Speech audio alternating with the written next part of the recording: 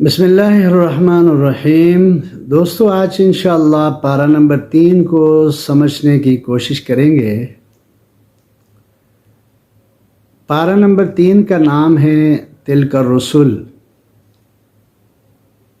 इस पारे की खुसूसियत यह है कि ये 2 सूरतों के आयात पर मुश्तमिल है। सूरह बकरा की 34 आयतें हैं, यानी 253 से लेकर 286 तक सूरह बकरा का हिस्सा इसमें शामिल है, और सूरह आल इमरान की 91 आयात इस पारे का हिस्सा हैं। पारे के शुरू में मेरे और आपके प्यारे रब ने ये फरमाया कि अनबिया और रसूलों को मैंने एक दूसरे पर फजीलत दी है। याद रखें, अनबिया अलैहिस्सलाम अल्लाह के सबसे प्यारे बंदे हैं। अल्लाह ने उनको इंसानियत के लिए चुना है।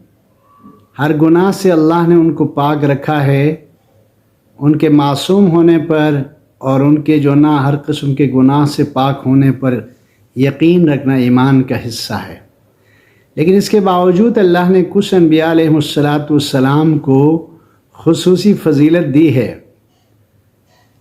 उसकी जो ना भी अल्लाह ने बताया कि भाई कुछ अनबिया अलैहिस्सलाम के साथ मैंने कलाम किया है, और कुछ अनबिया अलैहिस्सलाम के साथ मैंने जिब्रील को साथ रखा है।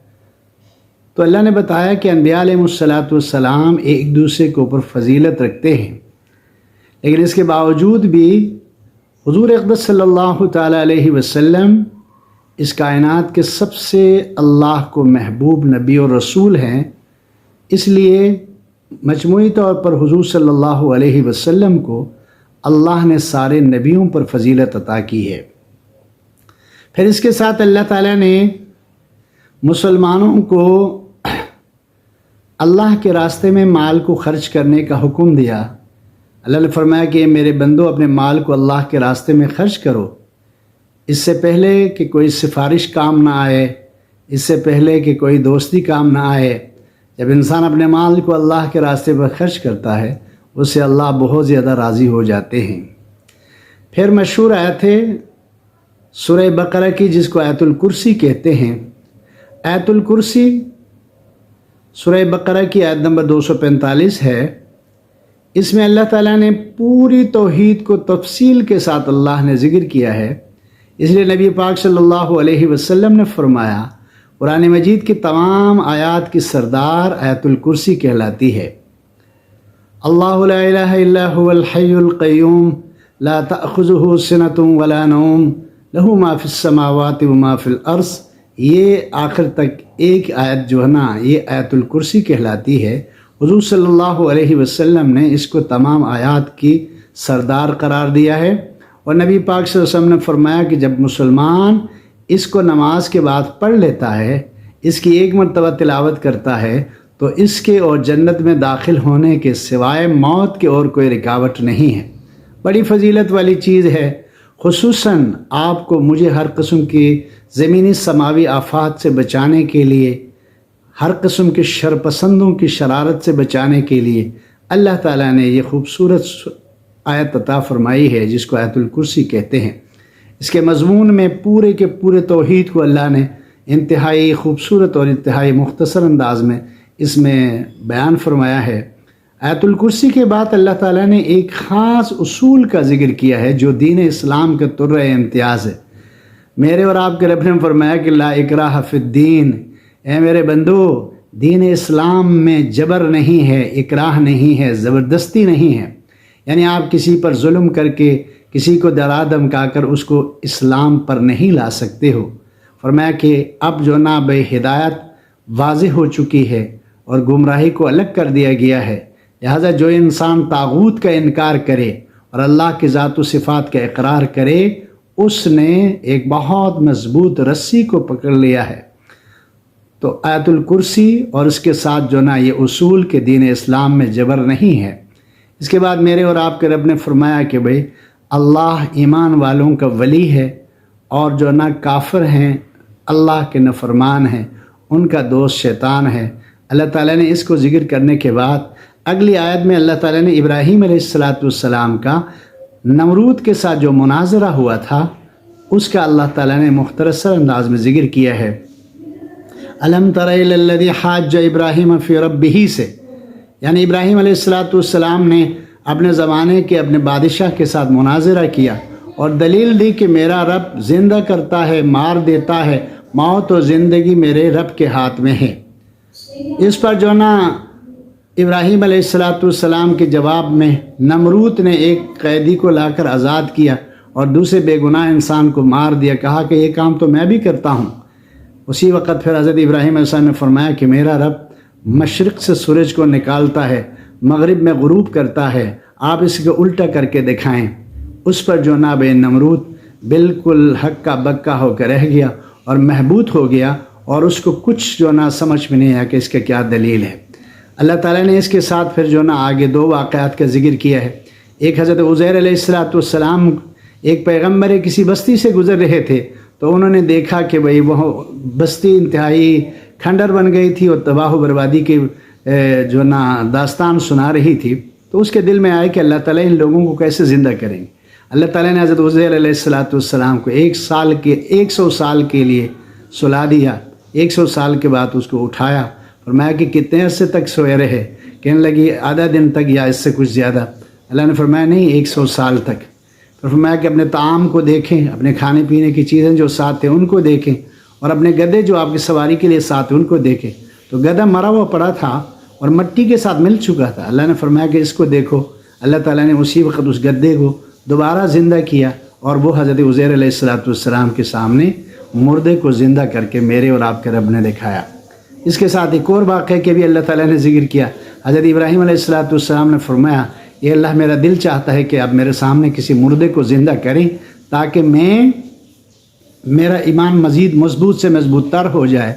تو حضرت ابراہیم علیہ السلام کے سوال پر میرے اور آپ کے رب نے فرمایا کہ 4 پرندوں کو لے لے، ان کو جو نا مار کر قیمہ بنا کر ان کے گوشت کو جو نا مختلف پہاڑوں پہ پھینک دے، پھر بعد میں ان کو بلائیں، وہ آپ کے پاس دوبارہ زندہ ہو کر آئیں۔ انہوں نے ایسا کیا، وہ 4 پرندے دوبارہ جو نا بھئی مرنے کے بعد، قیمہ ہونے کے بعد دوبارہ جوڑ کر ان کے سامنے آ کے بیٹھ گئے۔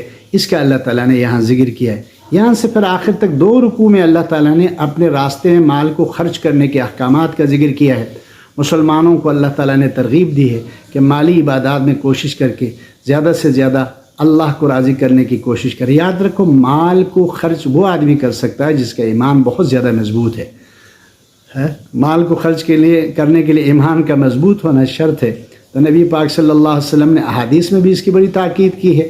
ان 2 رکوع میں بھی اللہ تعالیٰ نے اس کو واضح کر کے فرمایا جب کوئی مسلمان اپنے مال کو اللہ کی راہ میں خرچ کرتا ہے کمثل حبۃ انبتت 7 سنابل فی کل سنبلۃ 100 حبہ، اللہ تعالیٰ نے فرمایا کہ بھئی جو اپنے 1 روپے کو اللہ کے راستے میں خرچ کرتا ہے، اللہ اس کو 700 گنا کر کے قبول کرتے ہیں، اور بہت زیادہ اخلاص دکھانوں کو واللہ یضاعف لمن یشاء، اللہ اس سے زیادہ کر کے دیتے ہیں۔ پھر اگلی ایک پورے رکوع میں اللہ تعالیٰ نے سود کو حرام قرار دیتے ہوئے اللہ تعالیٰ نے سود کی حرمت کا ذکر کیا ہے، اور ان کے بارے میں اللہ تعالیٰ نے فرمایا کہ بھئی جو لوگ سودی کاروبار کرتے ہیں اور اس کو چھوڑنے کے لیے تیار نہیں ہیں تو وہ اللہ اور اللہ کے رسول کے ساتھ جنگ میں ہیں۔ یہ ہماری بدقسمتی ہے کہ ہمارا پورا ملک سودی کاروبار میں، پوری دنیا کے انسانوں کو یہودیوں نے سود کے اندر جکڑ دیا ہے، جس کی وجہ سے ساری دنیا کے انسان سود کی وجہ سے بری طرح پریشان ہیں۔ اللہ تعالیٰ کوئی ایسا انتظام کرے کہ ہم مسلمان اپنے ملک میں اسلامی معیشت کو آزمائیں اور سودی نظام سے اس ملک کو نکالنے والے بنیں۔ میرے اور آپ کے رب نے فرمایا کہ سود جو نا بھئی اللہ اور اللہ کے رسول کے ساتھ کھلم کھلا جنگ ہے۔ جس جنگ میں اللہ اور اللہ کے رسول آتے ہیں، پکی بات ہے جیت تو ان کی ہوتی ہے۔ اور پھر سود کی نحوست یہ ہے کہ اس کی وجہ سے غریب غریب تر ہوتا ہے اور امیر امیر تر ہو جاتا ہے۔ اللہ تعالیٰ نے سود کو بیان کرنے کے بعد آگے ایک مالی معاملات کو اللہ نے ذکر کیا ہے کہ مسلمانوں جب بھی اپنے مالی معاملات ایک دوسرے کے ساتھ کرنے لگو، مالی لین دین کرنے لگو، خصوصاً قرضہ دینے لگو، تو بہتر یہ کہ اس کو لکھ کر محفوظ کرو اور اس کے اوپر گواہ قائم کرو۔ یہ ایک ایسا اصول ہے کہ ساری دنیا کے کافر بھی اس کو مانتے ہیں۔ ساری دنیا کے انسان جو نا بھائی جو سمجھدار ہے وہ کہتے ہیں کہ یہ اللہ ہی کا حکم ہے کہ اللہ نے انسانوں کو لڑائی سے، جھگڑے سے بچانے کے لیے अल्लाह ने उसको लिखने का हुक्म दिया है, जो इंतहाई खूबसूरत हुक्म है। इस पर अमल करने से लड़ाइयाँ ख़त्म हो जाती हैं। फिर इसके बाद अल्लाह ने फरमाया कि मेरे बंदो, नेकी के कामों में एक दूसरे के साथ मदद करो और बुराई के कामों में एक दूसरे से जो ना ताउन ना करो। फिर मेरे और आपके रब ने आखिर में 2 आयतें ऐसी नाजिल फरमाई जो सूरह बकरा की लास्ट 2 आयतें, आयत नंबर 285 और 286, ये 2 आयतें सूरह बकरा की आखिरी 2 आयतें कहलाती हैं। आमन रसूल से शुरू होती हैं, वंसुरना अलल कौमिल काफिरीन पर मुकम्मल होती हैं। इन 2 आयतों की अल्लाह के यहाँ बहुत इज़्ज़त है।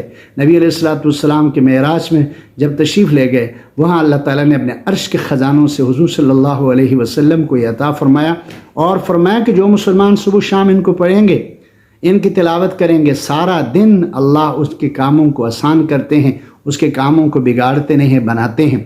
तो मेरे और आपके लिए ये अमल का हिस्सा है कि आयतुल कुर्सी को भी ज़िंदगी का हिस्सा बनाएं और आखिरी 2 आयतों को भी ज़िंदगी का हिस्सा बनाएं, तो इंशाअल्लाह ताला इसके बहुत ज़्यादा फ़ायदे आपको हासिल होंगे। अगली सूरत का नाम है सूरह आले इमरान। हज़रत इमरान जो ना हज़रत मरियम के वालिद का नाम है। आले इमरान से मुराद यानी इमरान के औलाद। इस वाक़े इसमें हज़रत मरियम अलैहिस्सलाम के पैदा होने का और उसके बाद हज़रत ईसा अलैहिस्सलाम जो मरियम के साहिबजादे हैं, उनकी जो ना मौजज़ाना पैदाइश का अल्लाह ने ज़िक्र किया है। इस वजह से सूरत का नाम है सूरह आले इमरान है। ये कुरान मजीद की दूसरी बड़ी सूरत है।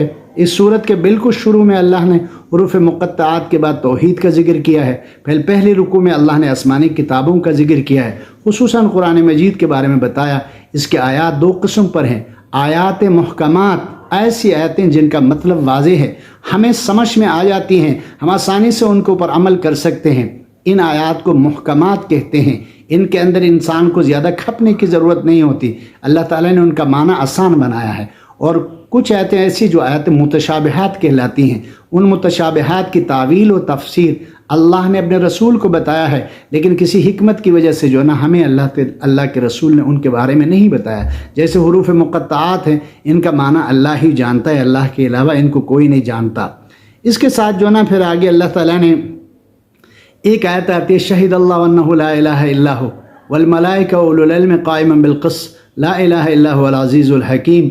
हुज़ूर सल्लल्लाहु अलैहि वसल्लम ने फरमाया, ये कुरान की सबसे बड़ी गवाही है। अल्लाह खुद अपने एक होने, माबूद होने, अपनी तौहीद की गवाही अल्लाह खुद देते हैं। इसलिए जो ना इस आयत को भी अगर मामूल में रखा जाए तो बहुत ही खूबसूरत आयत है। इसको पढ़कर आप और मैं फ़ौरन ये कहने वाले बने, जो अल्लाह ने गवाही दी है मैं भी यही गवाही देता हूँ, शहीद अल्लाह अन्नहु ला इलाहा इल्ला हु। वाली आयत को बहुत ज़्यादा जो ना भाई इसके नबी अलैहिस्सलातु वस्सलाम ने इसकी तारीफ़ की कि बहुत बड़ी गवाही है जिसमें अल्लाह ने ख़ुद अपने तौहीद की गवाही दी है। मेरे इंतहाई मुहतरम भाई दोस्तों, उसके बाद मरियम अलैहिस्सलातु वस्सलाम के वाक़यात को अल्लाह ज़िक्र करते हैं।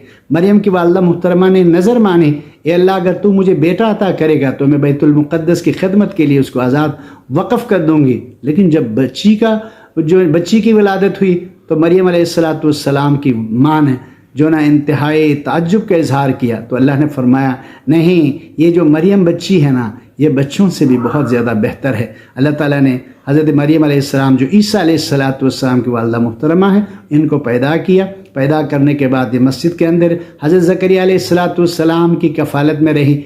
जब भी ज़करिया अलैहिस्सलाम इनके पास गए तो हमेशा इनके पास जो ना भाई बेमौसम फल इनके पास पड़े रहते थे। ज़करिया अलैहिस्सलातु वस्सलाम एक लाऔलाद नबी थे। कहने लगे बेटी ये कहाँ से आते हैं? कहने लगे अल्लाह की तरफ से आते हैं। उस वक़्त हज़रत ज़करिया अलैहिस्सलाम के दिल में ये बात आई कि जो अल्लाह मरियम को बेमौसम फल खिला सकते हैं, वो मुझे इस बुढ़ापे में औलाद भी दे सकते हैं। उसी वक़्त अल्लाह की तरफ मुतवज्जे होकर दुआ की तो अल्लाह ने हज़रत ज़करिया अलैहिस्सलातु वस्सलाम को यहया अलैहिस्सलाम के नाम से एक नबी बनाकर औलाद अता फरमाए। इसका भी उसके अंदर ज़िक्र है।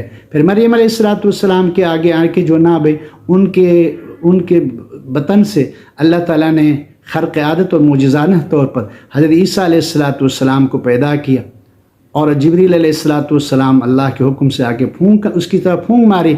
उस फूंक के बाद जो ना हज़रत मरियम अलैहिस्सलातु वस्सलाम के पेट में हमल हुआ और उसी के साथ हज़रत मरियम अलैहिस्सलातु वस्सलाम उस बच्चे को जो ना उसको जन्म दिया। अहले जो ना यहूद जितने थे उन लोगों ने हज़रत मरियम पर बुहतान लगाया, ان کے اوپر جو نا الزامات لگائے، اللہ نے ان سب کی تردید کی۔ عیسیٰ علیہ السلام اللہ کے بندے و رسول ہے، اس کو اللہ تعالیٰ نے ثابت کیا۔ بعد میں یہودیوں نے کوشش کی عیسیٰ علیہ السلام کو قتل کرنے کے لیے، لیکن اللہ تعالیٰ نے عیسیٰ علیہ السلام کو آسمانوں کی طرف اٹھایا اور یہودیوں کو ان کے مقصد میں ناکام کیا، ان کی سازش میں اللہ تعالیٰ نے ان کو ناکام کیا۔ اہل سنت والجماعت کا عقیدہ ہے کہ اللہ تعالیٰ نے عیسیٰ علیہ السلام کو آسمانوں کی طرف اٹھایا ہے۔ قیامت کے قریب زمانے میں اللہ تعالیٰ دوبارہ اس کو نازل کریں گے اور وہ حضور صلی اللہ علیہ وسلم کی امت کی حیثیت سے تشریف لائیں گے، امام مہدی کے ساتھ معاون رہیں گے اور اس کے ہاتھوں دجال کو اللہ قتل کریں گے، اور پھر پوری دنیا میں اسلام کو زندہ کر کے 40 سال حکومت کرنے کے بعد نبی علیہ السلام کے پہلو میں آرام کریں گے۔ اس کے بعد جو نا اللہ تعالیٰ نے آگے ایک واقعے کا ذکر کیا۔ سن 9 ہجری میں نبی علیہ السلام کے پاس نجران کے عیسائیوں کا ایک وفد آیا۔ ان کا دعویٰ تھا کہ عیسیٰ علیہ السلام خدا ہے یا خدا کا بیٹا ہے۔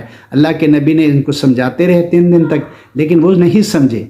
تو آپ صلی اللہ علیہ وسلم نے ان کو مباہلے کی دعوت دی۔ مباہلہ کی اصطلاح ہے جب حق اور باطل جو ہے نا دلائل سے واضح نہ ہو تو وہاں ایک دوسرے کے لیے بد دعا کی جاتی ہے، ایک دوسرے کے لیے لعنت کی دعا کی جاتی ہے۔ اس لعنت کی دعا کرنے کو، بد دعا کرنے کو مباہلہ کہتے ہیں۔